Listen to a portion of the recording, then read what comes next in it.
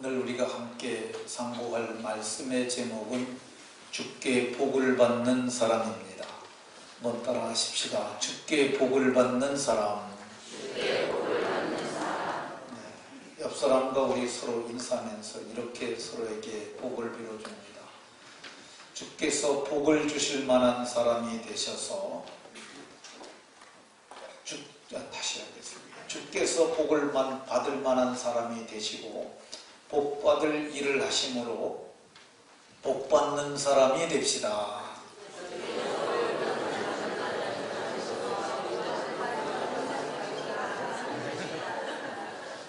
네, 세 가지입니다. 먼저 주께서 복 주실 만한 사람이 되시고 복받을 만한 일을 하고 그래서 복받는 사람이 되자. 자, 이게 이제 제가 오늘 전하려는 그 설교의 요지입니다. 그러니까 탁월한 설교자는 설교를 한마디로 함축성 있게 표현할 수 있어야 한다고 그랬는데 제가 한 줄로 이렇게 정리한 겁니다. 한번 더 하도록 하겠습니다. 주께서 복 주실 만한 사람이 되시고 복 받을 일을 하셔서 복 받는 사람이 됩시다.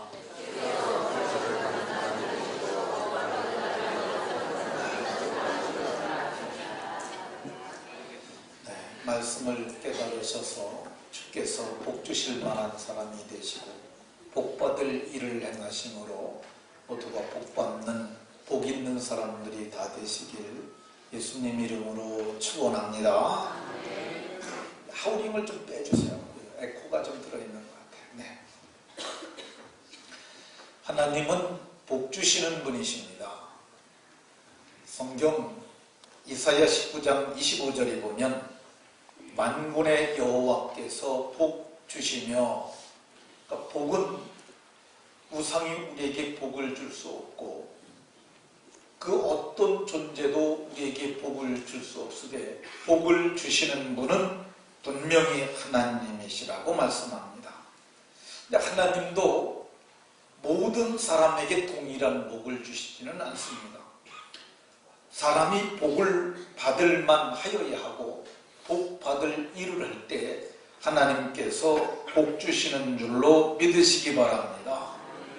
성경책은 어떻게 하면 복 받을 만한 사람이 되고 어떤 일이 복 받을 일인지를 명확하게 보여주는 책이 바로 성경입니다. 오늘 우리가 봉독한 본문에 보면은 어떤 사람이 되어야 복을 받고 어떤 일을 하여야 복을 받는지를 말씀하고 있는데 모두가 깨달으셔서 복받는 복의 사람들이 다 되시기를 예수님 이름으로 축원합니다. 그러면 어떤 사람들이 복 있는 사람들이냐? 4절에 보면 주의 집에 사는 자들은 복이 있나니, 주의 집에 사는 자들은 복이 있나니 이렇게 말합니다. 주의 집은 성막도 주의 집이고 성전도 주의 집이고 오늘 우리가 예배하는 예배당도 주의 집이라 할 수 있습니다. 이 집에 사는 사람들이 구약 시대에는 제사장들, 그리고 주님을 찬송했던 레위인들, 그리고 성전의 문지기를 했고 수정든 일을 했던 고라 자손들, 그리고 주님을 사랑하는 마음, 사모하는 마음을 가지고 주의 전을 찾아 예배했던 수많은 예배자들, 오늘날 예배하는 저와 여러분들이 주의 집에 사는 자들인 줄로 믿으시기 바랍니다. 좀 더 구체적으로 주의 집에 사는 사람들은 그럼 어떤 사람들이냐? 주의 집에 사는 사람들의 마음을 보면 주의 장막을 사랑하는 사람들이에요. 1절에 여호와여 주의 장막이 어찌 그리 사랑스러운지요 이렇게 말합니다. 여기 장막이라고 쓰여진 히브리어는 미시칸이라는 단어인데 이 문자적 의미는 텐트입니다. 여기서 얘기하는 장막은 그래서 이스라엘 백성들이 애굽에서 나와서 시내산에서 모세가 하나님께 받은 설계대로 만든 성막을 뜻한다 할 수 있습니다. 이 성막은 하나님이 신비하게 와 계신 그러한 임재의 장소지요. 문을 열고 들어가면 번제단이 있고 물두멍이 있고 떡상이 있고 금촛대가 있고, 근데 거기를 성소가 일컫고 거기를 열고 한 번 더 들어가면 둘째 장막이 있는데 그 휘장 뒤에는 법궤가 있고 그 법궤 안에는 세 가지의 식물이 있고, 그리고 거기에 날개를 연한 그룹이 있는데 그들이 있는 곳으로부터 구름기둥과 불기둥이 시작되었습니다. 그래서 이 구름기둥과 불기둥이 머물면 이스라엘 백성들이 거기다 법궤를 놓고 거기다가 그들이 성막을 쳤어요. 근데 구름기둥과 불기둥이 떠오르게 되면 이스라엘 백성들이 성막을 거두고 구름기둥과 불기둥을 따라서 이동했던 것을 봅니다. 그러니까 이 성막은 주님이 임재했던 임재의 장소인데, 임재의 장소에는 하나님을 중앙에 모시고 주의 백성들이 동서남북으로 진을 쳤습니다. 오늘날의 주의 장막은 예배당도 주의 장막일 수 있어요. 우리가 예배하는 가운데 신비하게 하나님께서 우리 가운데 계시고 영광을 받으시고 주의 백성들에게 복을 주시는 이 장소, 이게 바로 주의 성막으로 믿으시기 바랍니다. 근데 이거를 사랑하는 사람들, 그 누구냐? 주의 백성들이죠. 그래서 사람들마다 강단에 이렇게 꽃도 헌화를 하고, 그래서 만드는 사람도 있고 청소하는 사람들도 있고, 지난 주간에는 어떤 자매님이 제게 말을 했어요. 목사님, 우리 1층 로비를 좀 예쁘게 만들면 안 되겠어요? 그래서 어떻게 하면 되겠소? 그랬더니 뭐 의자를 갖다 놓고 막 이렇게 저렇게 얘기를 해요. 제가 그렇게 막연하게 하지 말고 좀 더 구체적으로 그림을 그려봐라. 돈이 좀 들더라도 이게 풀세트로 어떻게 이걸 만드는 걸 해야지, 이거 하나 사다 놓고 저거 하나 사다 놓고 그러면 안 된다 그랬는데, 근데 그 자매님이 오늘 주의 장막을 사랑하는 정말 마음을 가지고 그렇게 했다고 보여집니다. 주의 집에 사는 사람들은 주의 장막을 사랑하는 사람들이에요. 주의 집에 사는 사람들은 여호와의 궁정을 사모하여 마음이 쇠약해진 사람들이라고 이렇게 얘기를 합니다. 저자는, 오늘 시편 저자는 여호와의 궁정을 사모했다고 얘기하는데, 궁정의 문자적 의미는 뜰이에요, 뜰. 그러니까 하나님이 계신 성막이 있는 그 초소, 거기를 사랑하고 사모해서 이게 마음이 약해질 정도로 사모했던 이런 사람들, 이런 사람들이 마음이 이미 주의 집에 머물러 있는 사람들입니다. 오늘날에도 우리가 어디를 멀리 떠나 있거나 그러게 되면 교회가 그리워지고 성도들의 모습이 생각나고 예배드렸던 현장들이 우리 속에 기억으로 떠오르는 사람들, 이런 사람들이 주의 긍정을 사모하는 사람들이라 할 수 있을 것입니다.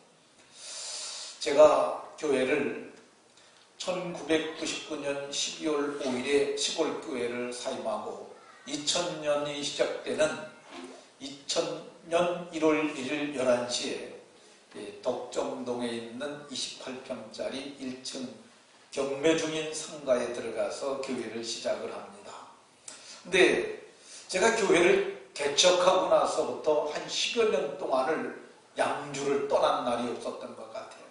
어디 가도 저녁 때 되면 꼭 옵니다. 와가지고 양주에 땀을 밟고 다니면서 하나님 앞에 기도하고, 또 건축을 하고 나서는 어디 갔다가도 저녁 때 집에를 먼저 안 들어가고 교회를 들어가서 기도하고 가고, 그리고 여기서도 그랬는데 한 10년 지나고 나서 요즘은 그냥 집에를 갑니다. 그리고 그 이튿날 새벽 기도를 나오는데 주의 궁정을 사모하는 마음이 그런 마음이 아닐까 하는 생각이 듭니다. 자, 세 번째, 주의 집에 사는 자들은 주님을 왕으로 삼는 자들입니다. 3절에 나의 왕 나의 하나님 만군의 여호와여. 이 시편 기자는 하나님을 왕이라고 표현합니다. 나의 왕이라고 얘기를 해요. 이 왕이라는 개념은 오늘날에 우리가 왕이라고 하는 생각과는 조금 다릅니다. 왜 그러냐면은 왕은 어떤 사람이냐면은 통치권 전체를 갖고 있는 사람이고 생명과 사망의 권세를 가진 사람이에요. 주로 이 왕은 종주권 계약에서 이루어지게 되는데 두 나라가 전쟁을 치르게 되면 진나단 왕은 밑으로 내려가서 신하를 대기를 자청하고 그래서 거기서 피로 계약을 맺습니다. 이게 종주권 계약을 통해서 왕은 지위를 얻는 거야. 근데 그 왕을 오늘 성경은 말하기를 시편 기자는 만군의 여호와가 바로 왕이라고 얘기를 해요. 이 만군의 여호와라는 말이 야훼 츠바오스라는 말인데 그게 1만 군대의 하나님이라는 뜻입니다. 하나님은 수를 헤아릴 수 없는 어마어마한 군대가 옹이한 가운데 계시는 무소불위의 권력을 가지신 절대 주권자라는 그런 의미시죠. 사도 요한이 하늘이 열리고 하늘의 천상의 예배가 드려지는 광경을 요한계시록 5장 11절에 보면 이렇게 말합니다. 내가 보고 내가 들었는데 보좌와 생물들과 장로들을 둘러싼 수많은 천사의 음성이 있으니 그 수가 만만이여 천천이라. 그 수가 만만이여 천천이라. 이런 헤아릴 수 없는 무한의 숫자를 만만이라고 정경 기자들은 주로 표현했어요. 그러니까 하나님을 왕으로 삼고 왕의 백성이 된 사람들, 이 사람들이 바로 복 있는 사람들이라 이렇게 말하고 있습니다. 그러면 주의 집에 하나님을 왕으로 섬기고 사는 사람들 어떤 복을 받느냐? 기도하는 것이 응답받는 복을 받습니다. 2절에 보면 내 영혼, 내 마음, 내 육체 세 가지가 나오는데 이것이 인간의 전인격을 말하는 거죠. 이 살아계신 하나님께 부르짖는 기도를 한다고 얘기를 합니다. 그러니까 영혼과 마음과 육체가 하나님께 부르짖게 되면은 그게 응답받는 기도가 됩니다. 이 부르짖어 기도하는 것은 상당히 수준 높은 기도입니다. 아무나 이런 기도를 할 수가 없어요. 마음이 열린 자들이, 그래서 마음을 연 자들이 하나님을 향하여 부르짖어 기도할 수 있습니다. 그게 무슨 수준 높은 기도냐 이렇게 말할 수 있는데 아닙니다. 이런 기도를 했던 사람들이 성경에 나오는데 그 대표적인 인물이 모세죠. 모세는 정말 대단한 하나님의 사람이었습니다. 예수님께서 변호의 산에서 변화될 때 모세와 엘리야가 하늘에서 내려왔잖아요. 모세는 정말 탁월한 하나님의 사람이었는데 모세가 여호와께 많이 부르짖었습니다. 위기를 만날 때 부르짖었고요. 또 많이 부르짖었던 분 중에 하나가 예수님이죠. 예수님은 지상에 계실 때 통곡과 눈물로 간구와 소원을 올렸고 그가 경외함으로 들으심을 얻었다고 이렇게 얘기를 해요. 그분이 하나님의 아들이셨음에도 불구하고 땅에 있는 동안 통곡을 했어요. 통곡은 어떤 것이냐면 소리를 질러 소리를 낼 뿐만 아니라 어깨를 들썩거리면서 뱃속에서부터 올라오는 감정을 입으로 토해내는 정말 대단한 하나님 앞에 심정을 토함으로 하나님과 교통이 이루어질 수 있는 대단한 기도를 하는 거죠. 근데 오늘 주의 집에 사는 자들은 시온에 대로가 있고 그래서 하나님 앞에 기도함으로 응답받는 복이 있는 줄로 믿으시기 바랍니다. 주의 집에 사는 자들에게 하나님께서 어떤 복을 주시냐? 3절에 보니까 참새도 집을 넣고 새끼를 둘 보금자리를 얻는다고 이렇게 얘기를 합니다. 제비도 새끼들 보금자리를 얻는다. 그러니까 주의 집에 사는 자들에게 하나님께서 지상에 사는 동안 좋은 집을 주시는 줄로 믿으시기 바랍니다. 새들도 먹이시고 입히시는 하나님께서 하물며 너희일까 보냐. 예수님께서 그렇게 말씀하셨잖아요. 그러니까 새들에게도 집을 주고 제비 새끼에게도 새끼들 보금자리를 주시는 주님께서 우리에게 주공아파트도 주시고 주공클래스도 주시고 주원빌리지도 주시는 줄로 믿으시기 바랍니다. 주님께서 필요를 따라 주시는데 지상에 있는 우리가 담고 있는 이 장막집이 무너지게 되면 손으로 짓지 아니한 하나님이 몸소 지으신 그 집을 우리에게 주시는데 하늘에 있는 영원한 집을 내게 주시고 여러분들에게 주셔서 영생하게 하시는 줄로 믿으시기 바랍니다. 자, 주의 집에 사는 자들에게 어떤 복을 주시느냐? 찬송하며 사는 복을 주십니다. 4절에 주의 집에 사는 자들이 복이 있는데 그들이 항상 주를 찬송하리이다. 항상 주를 찬송하는 게 무슨 복이냐 이럴 수도 있습니다. 억지로 하면 그게 복이 될 수 없는데 항상 자기도 모르게 찬송하는 사람들, 이게 복입니다. 저희 집에 항상 주를 찬송하는 사람이 셋이 있습니다. 제 아내가 상태가 좋으면 항상 찬송합니다. 그리고 또 미국에 가 있는 제 딸이, 걔는 뭐 항상이 아니라 24시간 음악을 틀어놓고, 근데 그 음악이 꼭 기독교 음악만 듣습니다. 그리고 지금 평안교회 유치부 전도사로 있는 둘째 딸, 걔도 그렇게 합니다. 셋은 잘하고 셋은 그렇게 잘 안 하는데, 근데 이게 복입니다.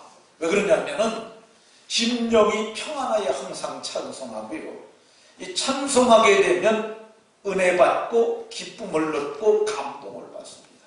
이게 복이 아니겠습니까? 신령한 영적인 복이 주의 집에 사는 자들에게 있는데 예배에 빠지지 말고 매주간 나오심으로 주를 찬송하는 신령한 복이 있으시기를 예수님 이름으로 축원합니다. 두 번째, 주께 힘을 얻고 그 마음에 시온에 내려가 있는 자가 복이 있다고 얘기를 해요. 오늘 우리가 봉독한 본문에는 주의 집에 사는 자가 복이 있고 주께 힘을 얻고 그 마음에 시온에 내려가 있는 자가 복이 있고 마지막 12절에서는 주께 의지하는 자가 복이 있다고 그러는데 지금은 두 번째 복, 마음의 시온의 대로를 살펴보도록 하겠습니다. 이 시온의 대로는 예루살렘을 올라가는 큰 길을 뜻한다고 할 수 있습니다. 큰 길은 여기 히브리어에서는 메실라라고 말하는데, 메실라는 사람이 쌓은 도로예요. 인공도로. 그래서 다듬어지고 곧장 뚫린 도로인데, 오늘 성경이 그게 눈에 보이는 현상의 도로가 아니라 마음에 있는 도로라고 얘기를 합니다. 그러니까 하나님을 향하여 하나님을 예배하는 마음으로 그 마음의 대로가 만들어지는 사람들, 이거를 다른 학자들이 이렇게 번역했어요. 하나님께 나아가기를 사모하는 마음이 있는 사람들, 이게 시온의 대로가 있는 자라 그랬는데, 마음에 하나님을 향한 마음의 대로, 그걸 교통의 대로라고 할 수 있습니다. 그러니까 하나님과 나 사이가 죄로 막혀져 있지 않고 뻥 뚫린 사람들, 이런 사람들이 복이 있는 줄로 믿으시기 바랍니다. 그럼 시온의 대로가 있는 사람들은 어떤 사람들이냐? 주님께서 주시는 힘으로 살아가는 사람들입니다. 어떤 사람들은 마귀가 주는 힘으로 살고, 어떤 사람은 귀신이 주는 힘으로 살고, 어떤 사람은 술의 힘으로 삽니다. 근데 우리는 세상을 살아가는데 어떤 힘이냐? 주님이 주시는 힘. 그 힘에는 근력도 힘입니다. 근력은 근육의 힘이죠. 근력, 완력, 이거 다 몸의 힘입니다. 체력일 수도 있습니다. 힘 중에는 지력이 있습니다. 지력, 생각하는 힘, 학문의 힘, 다 이거 지력에 속하는 것들이죠. 힘 중에는 돈도 힘입니다. 그래서 금력이라고 부르고, 또 권력도 힘입니다. 권세에서 나오는 힘인데, 공동체가 부여해서 개인이 힘을 갖게 되는 힘, 이거 권력인데, 이 힘도 성경을 보게 되면 위에서부터 모든 것이 주어진다고 얘기를 합니다. 이 하나님께서 우리에게 주시는 이 힘이 어떤 때는 불가항력적으로 큰 힘일 수도 있어요. 근데 주님은 그런 힘을 받는 자들이 복 있는 사람들이라고 얘기를 해요. 시온의 대로가 있는 사람들은 어떤 사람들이냐? 오늘 성경을 보게 되면은 시온에 데려올가 있는 사람들도 때로는 눈물 골짜기를 지나가기도 하는 사람들이라 이렇게 얘기를 합니다. 눈물 골짜기는 힘든 고난의 길입니다. 우리는 믿는 사람들은 무조건 잘 된다고 생각하는 경향들이 있습니다. 그런데 그 말이 틀린 말은 아닙니다. 이 말씀 그대로 정말 이게 잘 되기는 잘 되는데 마침내 잘 된다고 보는 것이 좋습니다. 왜 그러냐면 이 마침내 잘 된다는 그 말에는 이 눈물 골짜기의 여정을 거쳐서 마침내 잘 된다는 그런 의미죠. 이 시편에서는 그 요셉을 이렇게 표현했습니다. 그가 말씀에 응할 때까지 그가 단련을 받아서 그 마침내 잘 됐다고 얘기를 해요. 요셉은 성경이 창세기 39편에 보면 여호와께서 그와 함께 하심으로 그가 형통한 자가 되었다고 얘기를 해요. 형통이라는 말은 앞에 장애물이 쳐졌고 뒤에서 밀어주셨다는 거예요. 그러니까 뒤에서 애들이 밀어줘도 잘 가는데 아니 전두 가신 분이 밀어준다면 얼마나 잘 갔겠어요. 그럼에도 불구하고 요셉의 생애를 보면 형통한 자임에도 불구하고 그에게 눈물 골짜기가 있었어요. 그가 이 형들에게 미움을 받아서 그가 한 번 들어가면 나올 수 없는 정말 사망의 음침한 구덩이 속에 들어가지 않습니까? 거기서 울며 애걸했다 그러고 그 기간을 전 3일 정도로 봅니다. 먹지도 못하고 마시지도 못하고 울며 애걸해서 기운이 지나요. 보통 노예가 은 30에 팔리는데 17세의 소년 요셉은 얼마나 지쳤던지 은 20에 팔려갑니다. 그러니까 이게 요셉은 범죄하지도 않고 하나님이 함께 하시는데도 이런 눈물 골짜기가 있는 거예요.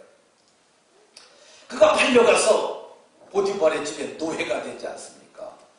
노예가 돼서 무지무지 노력을 해서 마침내 가정총무가 됐는데 누명을 써가지고 또 그가 감옥에 들어가지 않습니까? 왕의 죄수를 가두는 감옥에 들어가지 않습니까? 근데 이게 잘 되는 거예요. 우리는 야 그게 무슨 잘 되냐, 구덩이 속에 들어가고 노예로 풀려가고 감옥에 갇히는 게 뭐가 잘 되는 거냐 그러는데 그걸 거쳐야만 마침내 큰 일을 감당할 수 있기 때문에 하나님께서 그를 크게 만드는 거야. 영영 키우기를 할 수 있습니다. 만약에 요셉이 보디발의 집에 가서 노예를 살지 않았다면 경제를 할 수 없을 거야. 근데 그는 그 집에서 그 집 전체를 경영함으로 경제를 배우게 됩니다. 그가 감옥에 들어감으로 왕의 죄수를 가두는 감옥에서 정치를 배우지 않습니까? 그가 구덩이 속에서 사흘이 있으면서 그리스도의 대속을 체험합니다. 그래서 요셉은 정말 형통한 자였지만은 쇠사슬에 매기기도까지 했는데 그게 말씀이 응할 때까지 그를 단련한 사건이라고 얘기를 하고 있습니다. 다윗도 마찬가지죠.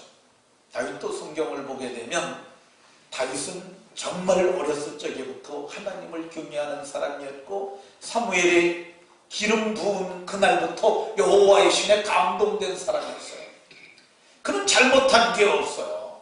이스라엘 민족이 위기를 만났을 때 목숨을 걸고 골리앗을 쳐 죽이지 않았습니까? 얼마나 잘한 겁니까? 그런데 그에게 오는 보응은 뭐예요? 사울의 칼이었습니다. 사울이 그를 죽이려고 마지막에는 군대 3천까지 끌고 내려와서 그를 죽이려고 했지 않습니까? 근데 그게 마침내 보게 되면 그를 단련한 것이었어요. 하나님께서 마음의 시온에 데려가 있는 자들, 하나님과 늘 교통의 역사가 있는 자들이라 할지라도 때로는 눈물 골짜기를 지나가게 되어 하는데 눈물 골짜기를 지나가는 사람들은 하나님께서 나를 크게 만들고 나를 온유하게 하시고 나를 마침내 이기게 하시려고 이렇게 한다고 믿으시기 바랍니다. 자, 마음의 시온에 데려가 있는 사람들은 어떤 사람들이냐? 하나님 앞에 나타나는 사람들이죠. 하나님 앞에 나타나지 않을 수가 없습니다. 왜 그러냐면 하나님이 계신 곳에 시온에 데려가 있는데 나가야 되지 않겠습니까? 여기 하나님 앞에라고 그랬는데 하나님 앞은 어디냐면 구약시대에서는 이 성소를 지나 이 휘장 앞에까지 나아가는 것을 얘기를 하는 거죠. 그게 하나님 앞에 예배자로 쓰는 거야. 마음에 시온에 내려가 있는 사람들은 주일날 놀러가지 아니하고 다른 데 가지 아니하고 오직 하나님의 교회로 나오는데 이런 사람들이 복 있는 사람들인 줄로 믿으시기 바랍니다. 그러면 시온에 내려가 있는 사람들은 어떤 복을 받을까? 하나님 앞에 나타날 수 있도록 교통의 복이 있습니다. 하나님하고 통하는 것이 복인 줄로 믿으시기 바랍니다. 지금 박근혜 정부의 가장 큰 문제점 중에 하나가 소통이 잘 안 된다고 그러지 않습니까? 입각을 내서 강요가 되었음에도 불구하고 한 번도 독대에서 대통령하고 말해본 적이 없는 그런 장관들이 많다고 그렇잖아요. 그러니까 이것이 최대의 문제라고 얘기를 해요.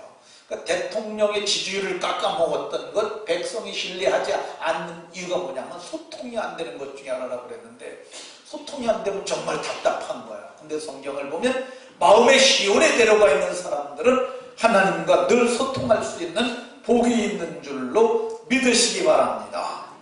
마음의 시온에 내려가 있는 사람들은 어떤 복이 있냐?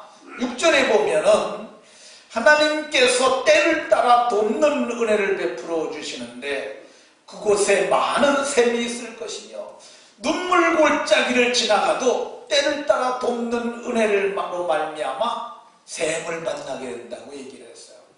이 눈물 골짜기가 이스라엘에 가면 진짜로 있다고 합니다. 순례자들이 가는 길인데 그 길이 참으로 먼 길이고 험한 길인데 여행길에서 가장 필요한 게 물인데 거기에 먼저 갔던 순례자들이 파는 우물들이 군데군데 있다고 그래요.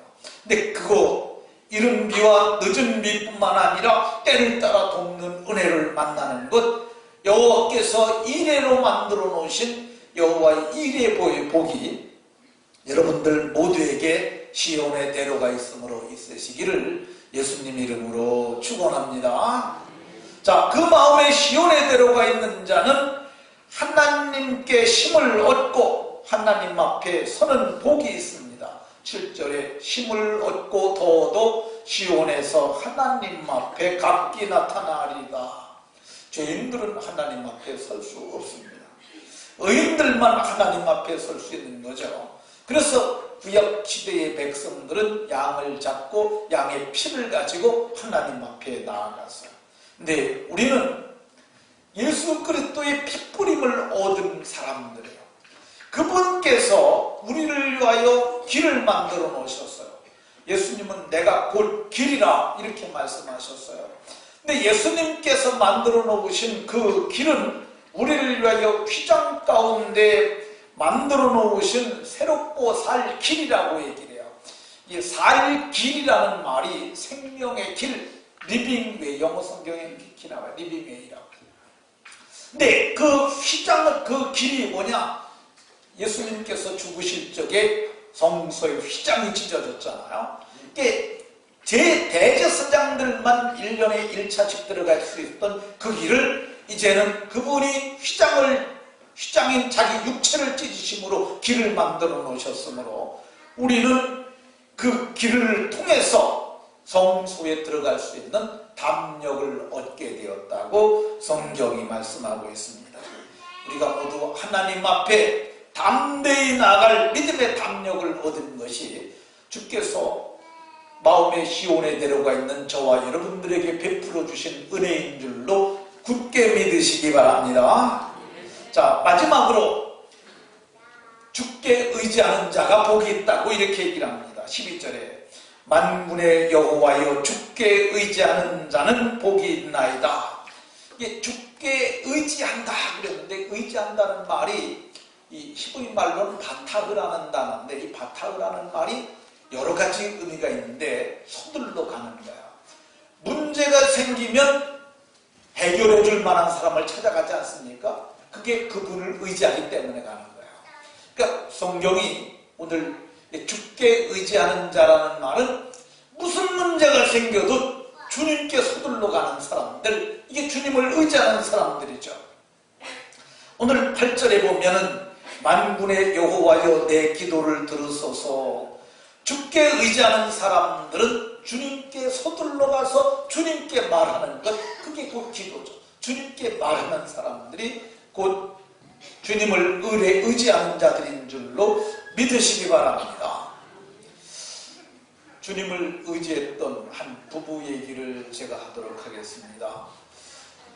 50년대 오레곤주에 홀트 부부가 살고 있었습니다. 이 사람들은 농사를 짓는 농장을 경영하는 사람이었는데, 남편은 하리 홀트, 아내는 벨타 홀트라고 불리우는 여자였는데, 어느 날 오레곤주에 있는 작은 지방지에 영화를 상영하고 그 후에 기독교 집회가 있다는 얘기를, 그 광고를 보게 됩니다. 이 부부가 우리 영화도 보고 교회 집회도 참석합시다. 그래서 거길 갔어요. 근데 갔더니 영화를 상영했는데 그게 기록 영화예요. 어떤 영화였느냐면 한국 전쟁 영화였습니다. 그러니까 한국을 소개하고 한국이 어떻게 전쟁이 발발했고, 전쟁이 발발한 지금 1955년도였는데 그때 한국의 상황이 이렇습니다. 그리고 전쟁 때문에 그 고난당하는 그 고아들의 모습도 보여주고, 그리고 무너진 산업체도 보여주고, 백성들의 빈핍한 삶도 보내주면서, 이제 영화가 상영된 후에는 월드비전의 회장인 밥 피어스가 나와가지고 여러분들이 좀 가서 도와주십시오. 아이들을 도와주십시오. 백성을 도와주십시오. 여러분들이 구호물자를 내주십시오. 뭐 그런 얘기를 했습니다. 근데 이거 홀트 부부는 그때 그걸 보고 났는데 아이들이 집에 오는데 아이들이 눈에 아른거리는 거야. 이 부부가 똑같이 그래서 말을 했습니다. 우리 애를 한두 명이라도 우리가 데려다 기릅시다. 남편도 동의를 해서 남편이 한국을 오기 위해서 돈을 마련합니다. 그리고 비행기 타고 정말 왔어요. 근데 왔는데 보니까 자기가 데려가려고 왔는데 거기 8명이나 있는 거야. 근데 아이들 한두 명을 데려가기가 너무너무 미안해가지고 하나님 앞에 기도합니다. 서둘러 가는 거죠. 하나님, 이걸 어떻게 하면 좋습니까? 우리는 한두 명이나 데려가려고 왔는데 와보니까 애들이 8명이나 있는데 이걸 어떻게 합니까? 그래가지고 하나님 앞에 기도를 하고, 내가 한두 명을 도저히 데려갈 수 없으니 다 데려갈 테니까 하나님 책임져 주십시오. 그리고 애들 8명을 데리고 비행기 타고 들어옵니다. 근데 비행기 타고 애를 처음으로 미국 사람이 한국 애들 8명을 데리고 나니까 이게 신문에 대서특필된 거야. 그리고 뿐만 아니라 이게 그때 당시만 하더라도 애를 입양할 적에는 국회 동의를 맞아야 된다고 그래요. 그래서 국회 동의를 맞는 그런 과정을 거치면서 미국 전역에 이게 보도가 된 거예요. 근데 사람들이, 기자들이 이 사람들 농사하는 사람들이고 형편도 여의치 않은데, 그러니까 애를 이렇게 많이 데리고 왔다. 보도가 되니까 전국에서 막 돈이 들어오기 시작한 거예요. 네, 우리가 좀 도와드리겠습니다. 그리고 애기 없는 사람들이 그에게 많이 요청을 했어요. 그 애를 우리에게 좀 나눠주시면 안 되겠습니까? 우리가 나눠서 기르겠습니다. 그래서 얼마 안 가서 애들을 다 데리고 가버렸어요. 그러니까 돈을 받은 게 있잖아요. 그래서 양육하라고 준 돈을 가지고 다시 한국에 들어갑니다. 그러니까 더 많은 애들을 데리고 와요. 또 놀아주고, 이게 반복되면서 주업이 농업에서 아이들을 데려다가 나눠주는 그 일로 일이 바뀌게 됩니다. 그러면서 그들 부부 이름을 따서 홀트 아동복지회라는 걸 만들고 지금까지 하고 있는데, 그 사람들이 어떤 사람들이냐, 무슨 문제가 생기면 서둘러 그분에게 말하는 사람이죠. 서둘러 말하게 되면은 하나님께서 길을 열어주시고 복이 되게 하시는 줄로 믿으시기 바랍니다. 주께 의지하는 자는 하나님께서 어떤 복을 주시냐? 방패가 되주십니다. 방패는 적들로부터 막아내는 거죠. 화전을 쏘아대도 방패만 있으면 피할 수 있어요. 근데 문제가 생기고 위기가 만나면 어디로 피하냐? 사람에게로 피하지 않고 주님께로 피하는 거예요. 주님, 제가 이런 위기를 만났어요. 주님, 나를 지켜주세요. 주님을 방패로 삼고 주님 뒤에 가서 숨는 사람들이죠. 이런 사람들 주님께서 막아주시고 지켜주시고 보호하여 주시는 복이 있는 줄로 믿으시기 바랍니다. 주께 의지하는 자는 어떤 사람들이냐? 주님을 의지하는 자는 가치를 분별해서 내 가치로 사는 것이 아니라 주님의 가치를 따라 사는 거야. 오늘 성경을 보면 1000대 1의 비율이 나옵니다.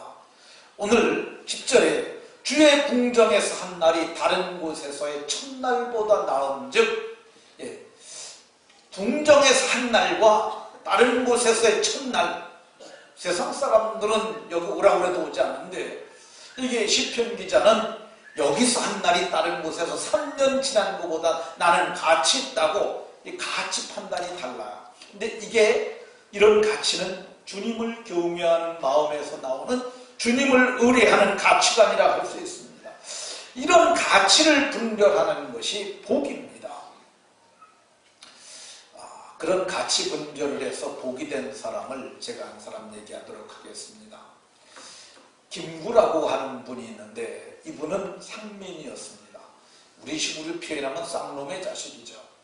앞날이 별로 밝지 않았어요. 그럼에도 불구하고 아버지가 한을 품고 자식을 공부를 시켰는데, 그래서 한학을 좀 하고 했는데 그는 학문의 길로 나가지 못했어요. 많은 분들이 말했어요. 공부를 그래도 한문을 좀 하니 지관을 해라. 지관은 묘지를 보고 집터를 잡아주고 그리고 사람들의 운명을 기륭화복을 예측해주는 사람이야. 그래서 마의상서라고 하는 책을 가져다 봅니다. 그걸 가지고 공부를 한 후에 그리고 자기 먼저 자기 관상을 봤더니 흉상 중에 흉상이더라는 거야. 그러니까 살인자의 상이고 그는 정말 그 객사할 상이고 뭐 상 중에서 그걸 상중하 3단계로 나누고 그걸 또 3단계로 나누는데 상중하 중에서 하고 하에서 상중하 중에서 하지 하더라는 것이죠. 그래서 나는 도저히 소망이 없는 인간이구나 그랬는데 뒤에 보니까 맨 마지막 장에 관상보다는 신상이 더 중요하고 신상보다는 힘상이 더 중요하다. 신상은 몸이 건강한 게 더 좋고 관상이 아무리 좋아도 몸이 병들면 안 된다는 거죠. 근데 몸보다도 더 중요한 게 뭐냐? 마음이 중요하다. 마음을 잘 먹는 게 중요하다. 그래서 그분이 마음을 먹기를 나라가 누란의 위기에 빠졌으니 나라를 위해 살자. 그렇게 해서 나라를 위해 사는 길을 택합니다. 근데 그 일도 순탄하지가 않아서 이 구국지사들을 잡아들일 때 김구를 선생님을 주모자로 잡아들입니다. 그래가지고 그들이 17년 형을 언도합니다. 17년이면 좀 장구한 세월 아닙니까? 그래서 옥살이를 해요. 근데 옥살이를 하는데 약 5년 동안 옥살이를 하고 감형이 돼서 풀려납니다. 근데 그가 감옥에 나와가지고 고향집에 가서 몸을 추스린 후에 자기가 아는 무국지사들 45명을 규합을 해가지고 상해로 갑니다. 상해 임시정부가 막 조직됐을 때인데 함께 신민의 활동을 같이 했던 도산 안창호 선생을 찾아가요. 근데 그분이 내무총장, 우리 식으로 얘기하면 내무부 장관에 해당되는 직위를 갖고 있었는데 그에게 찾아가서 말을 합니다. 내가 힘이 세니까 그리고 내가 눈이 이게 날카로우니까 나를 갖다가 이 임시정부에 문지기를 시켜주면 내가 문지기를 잘하겠어. 이렇게 얘기를 합니다. 그랬더니 왜 하필 문지기입니까? 그랬더니 임시정부에 해하려는 정부를 해하려는 나쁜 놈들이 들어올 수 있으니까 나를 문지기를 시켜달라. 가치를 알고 그 일을 선택한 거죠. 그랬더니 거기서 그에게 경무국장, 그러니까 그런 모든 경비와 그런 것을 총괄하는 그런 지위를 맡겨줬다. 그런 얘기가 있습니다. 어쨌든 그분은 좋은 마음을 가지고 가치 있는 일을 해가지고 마침내 그분은 정말 살인자가 되고 그분은 정말 도망자가 되고 그러긴 했지만은 나중에는 국가를 위한 아주 탁월한 그래서 그분을 마침내 주석직에 오르고 국가를 위한 큰 일을 한 사람이 됐던 것을 볼 수가 있습니다. 예수님은 우리 인생 가운데 가장 중요한 가치가 있는 것을 알려주신 분이세요. 모두가 가치 있는 일에 헌신되는 복이 모두에게 있으시길 예수님 이름으로 축원합니다. 자, 마지막으로 주께 의지하는 자는 어떤 복을 주실까? 여호와 하나님이 해가 되셔서 우리를 빛 가운데로 인도해 주신다고 11절에 말씀합니다. 주님을 의지하는 자는 주님께서 방패가 되셔서 막아주시는데, 다윗은 주님이 지팡이와 막대기로 자기를 지켜줬다고 얘기해요. 지팡이와 막대기는 사망의 음침한 골짜기에서도 그를 건져주는 아주 유일한 도구였는데, 그것이 오늘날에는 천사들입니다. 우리 눈에 보이지 않지만은 주님이 지금도 지팡이와 막대기를 보내주셔가지고 주의 지팡이와 막대기로 우리를 안위해 주세요. 히브리서 2장에 보게 되면 1장 14절에 천사는 구원 얻은 후사들을 섬기라고 보내심을 받은 자들이라고 얘기를 해요. 우리 눈에 보이지 않지만 천사가 여러분들의 방패가 되어주시는 줄로 믿으시기 바랍니다. 주님을 의지하는 자들에게는 주님께서 복을 주시는데 11절에 은혜와 영화를 주시며 은혜를 주시고 은혜로 말미암아 영화로운 자들이 되게 하십니다. 이 영화는 히브리 말로 카바드라는 단어인데 이게 공경이라는 단어로 쓰기도 하고 무겁게 여긴다는 말도 됩니다. 이게 인체 중에 장기인 간으로도 표현이 되게 돼요. 그러니까 간처럼 귀중한 사람, 정말 무게가 존재감이 무거운 사람이 되게 하시고 또 공경받는 존귀한 자가 되는 복을 주시는데, 주님을 의지하심으로 모두가 그 복을 받으시길 예수님 이름으로 축원합니다.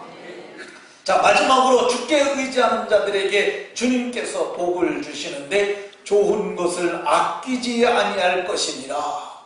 어떤 자들에게 시온의 대로가 있는 정직한 자, 이 정직이라는 말이 어떤 거냐면 히브리 말로는 야샤르라는 단어인데 이게 윤리적 정직이 아닙니다. 저거를 정말 제가 만약에 번역을 했다면은 그 밑에 나나주를 달고 윤리적 정직이 아닌 이렇게 써놓을 거예요. 많은 사람들이 저걸 오해를 해요. 윤리적 정직이 아니라 꽃장 간다는 뜻이에요. 꽃장 간다는 거.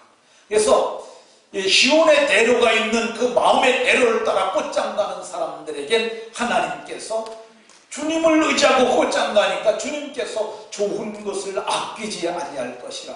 아끼지 않는다는 말은 내장이 넘치나이다라는 말과 동일한 고건법이에요. 그러니까 꺾어서 말을 하는 건데 이 말이 넘치도록 주시겠다는 그런 의미입니다. 하나님이 하늘도 하나님의 것이고 땅도 하나님의 것이고 금도 내 것이고 은도 내 것이라고 말씀하셨어요. 만물이 그분이 지으신 분이기 때문에 그분이 다 주실 수 있는 분입니다. 마지막에는 우리가 그분의 영광에 참여할 것인데 이 땅에 사는 동안도 하나님께서 우리에게 부어주실 수 있는 분이신데 좋은 것을 아낌없이 주셔서 받아서 누리고 나누고 그리고 풍요롭게 살다 영광에 참여하는 복이 모두에게 있으시기를 예수님 이름으로 축원합니다. 기도하겠습니다.